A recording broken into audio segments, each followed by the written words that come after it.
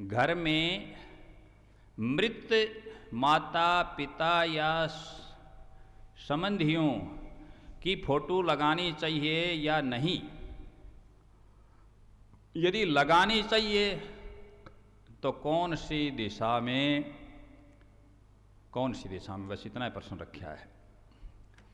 पहली बात तो ये है, प्रश्नकर्ता ने स्वयं इस बात को क्लियर कर दिया कि लगानी चाहिए। प्रश्न में ये चीज दे दी। पहले तो कहा कि क्या घर में मृत माता पिता या संबंधियों की फोटो लगानी चाहिए, और फिर आगे लिख दिया या नहीं। यदि लगानी चाहिए, इसका मतलब पॉजिटिव में है, हाँ में है। कहने का अर्थ लगानी चाहिए। लगानी चाहिए तो किस दिशा में? तो आधा तो अपना उत्तर हो पहले ही हो गया, प्रश्नकर्ता ने उत्तर दे दिया। तो सुनो, मैं इस उत्तर का समर्थन नहीं करता, ध्यान से सुन ले, कि लगानी चाहिए। जिस साधक को सत्संग प्रेमियों केवल मालिक से, सतगुरु से, गुरु से प्रेम है, जिसको भवसागर से पार जाना है, उसको घर में कोई फोटो नहीं लगानी चाहिए अपने गुरु के अलावा, वरना उसका ध्यान, उसका मोह रह जाएगा। रोज रोज वो फोटो दिखाई देंगी, उनमें क्या हो जाएगा? मोह होगा, ध्यान उधर जाएगा। कोई माला वाली बात है कि जब हम माला को फेरते हैं तो हमारा ध्यान काउंटिंग पर, गिनती पर चला जाता है कि 108 पूरे हुए, कितने रह गए, उसको टरकाते रहते हैं। कब सुमेरु आएगा? नहीं है कि नहीं है नहीं ये बात।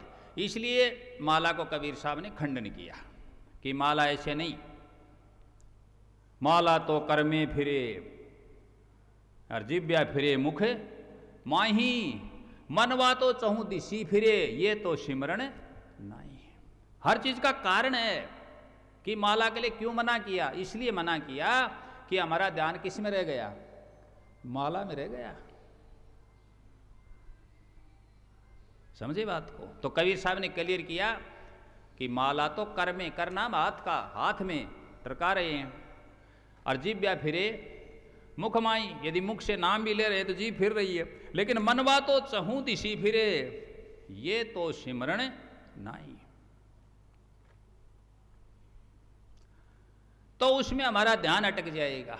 रोज रोज उस फोटो की तरफ हम देखेंगे, और बहुत से तो माला डाल लेते हैं, पूजा शुरू कर देते हैं, तो बस वहीं पूजा करते रह जाओगे। समझ गए इस बात को? इसलिए सच्चे साधक को अन्य कोई भी किसी प्रकार का ध्यान भी नहीं करना चाहिए, फोटो भी नहीं लगानी चाहिए। इस बात को पक्का कर ले।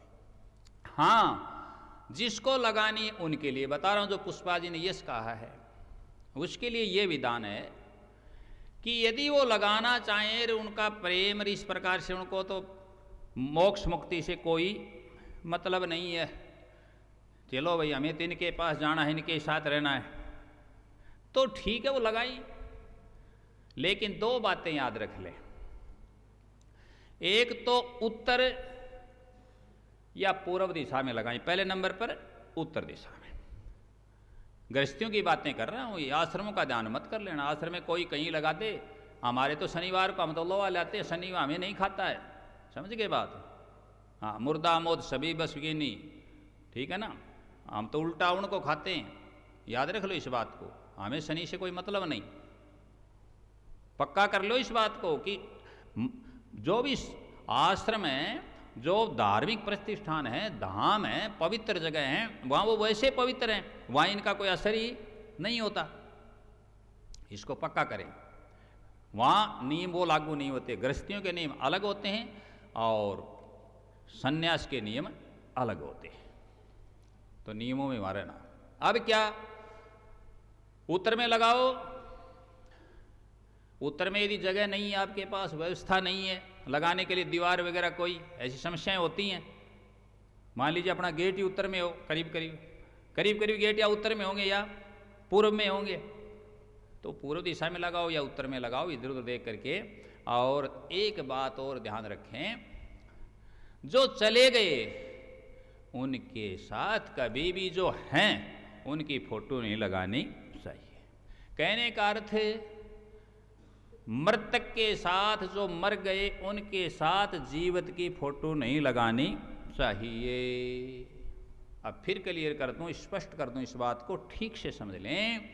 पहली बात, जिनको मोक्ष मुक्ति चाहिए, भवसागर से पार होना है, अन्य चीज का ध्यान नहीं करना, कहीं अटकना नहीं, कहीं लटकना नहीं, कहीं भटकना नहीं, वो पुण्य आत्मा कोई फोटो किसी भी मृतक की अपने घर में ना लगाएं। जिनको लगानी है, जिनको मोक्ष मुक्ति से कोई संबंध नहीं है, वे लगा सकते हैं, उनका प्रेम है तो, लेकिन उत्तर दिशा में लगाएं या पूर्व में लगाएं, और उनके साथ जीवित की फोटो ना लगाएं। कहने का मतलब जिंदे की और मरे हुए की एक साथ फोटो ना लगाएं। सतनाम सत।